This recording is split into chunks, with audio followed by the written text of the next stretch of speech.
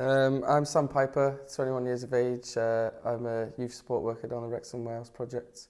I run Lots Life on the Streets project, which is for homeless young people in Wrexham.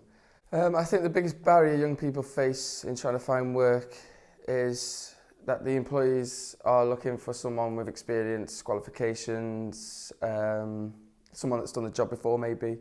And with young people, they've not always got that experience, qualifications, or done that job before. So I think that they need to be shown a lot more rather than just being told what's about there, because once you're shown, then you actually get a better understanding of what's there. With my project Life on the Streets, it's about engaging with homeless young people in Wrexham. So I actually went out into the town and engaged with 4 or 5 lads that were hanging around, being antisocial behaviour, just not doing nothing with themselves, basically just hanging around all day.